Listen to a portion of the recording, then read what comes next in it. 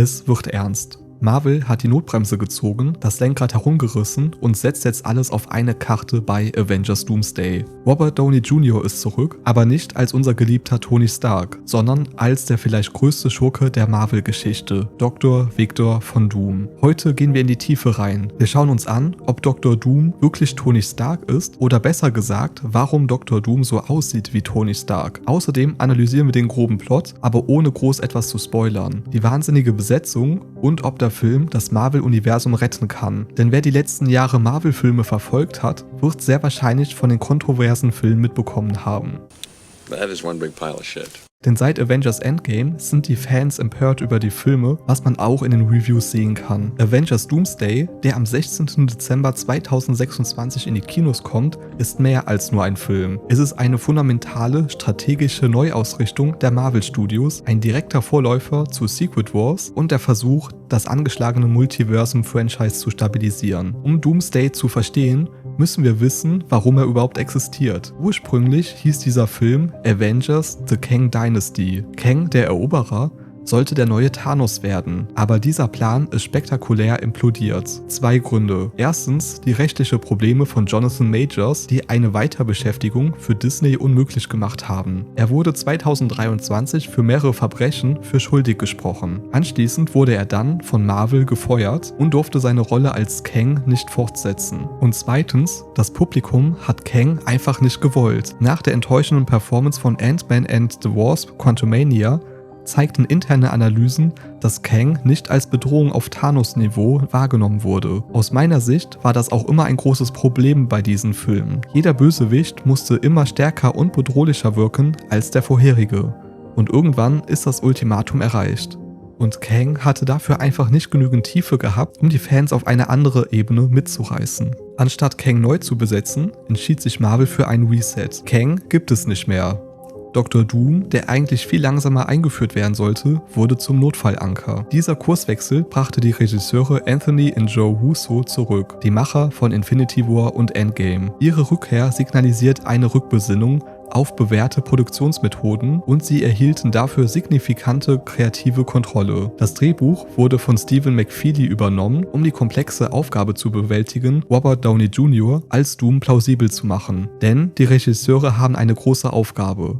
Sie müssen wieder einen spannenden Bösewicht in die Handlung einbauen. Die Bösewichte aus den letzten Jahren waren viel zu eindimensional.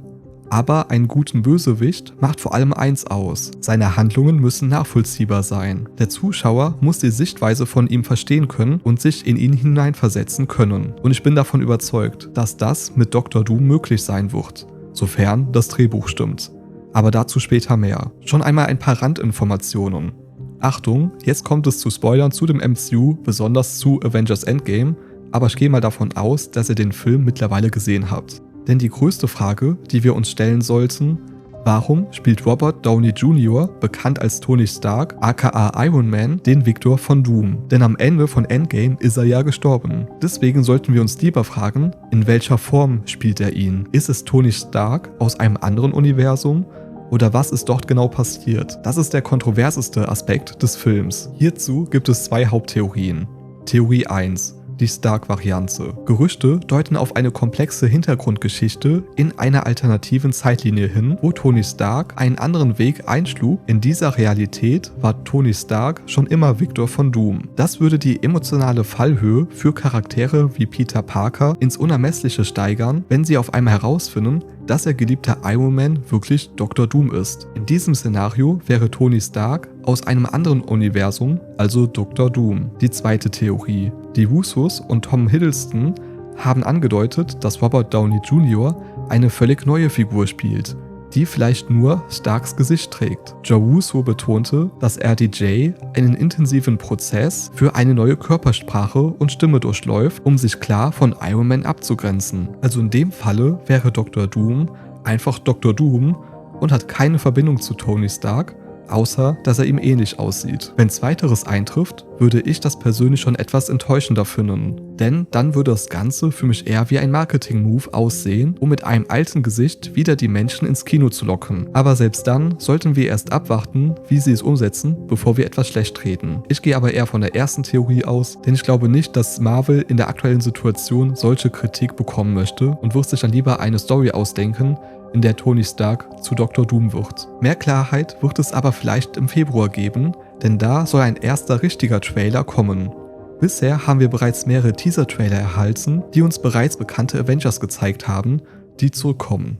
Dazu aber später mehr. Zuerst einmal, worum geht es sich in der Story? Das können wir bis jetzt nur mutmaßen, aber in den Comics erzeugt Dr. Doom die sogenannte Battleworld. Die Battleworld ist eine künstlich zusammengesetzte Welt aus verschiedenen kaputten Universen und Dr. Doom herrscht über diese Welt. Es ist davon auszugehen, dass so eine Story auch in den folgenden Avengers-Filmen stattfinden wird. Dooms Philosophie ist dabei aber sehr spannend. Er sieht sich nicht als Eroberer wie Kang, sondern als Retter. Er glaubt, dass das Multiversum stirbt und nur seine eiserne Faust und die Konsolidierung aller Realitäten zu einer einzigen Welt, Battleworld, die Existenz bewahren kann. Das könnte aus meiner Sicht die Rettung des MCUs sein. Eine Figur, die nicht einfach nur böse ist, weil sie böse ist, sondern schlimme Dinge tut, um etwas zu retten. Übrigens, Doom konnte man schon ganz am Ende sehen von Fantastic Four, aber nur sein Rücken. Videos im Internet, die das Gesicht zeigten, sind alle KI generiert. Es gibt aber bereits ein paar Informationen, dass er starke Narben haben soll und eine eiserne Rüstung wie Darth Vader benötigt, um zu überleben. Wie bereits eben gesagt, haben uns bereits einige Teaser-Trailer gezeigt, wer alles in Doomsday mitspielen wird. Und die Besatzungsliste ist gigantisch und vereint 3 Ähren von Marvel: die Infinity-Saga, die Multiverse-Saga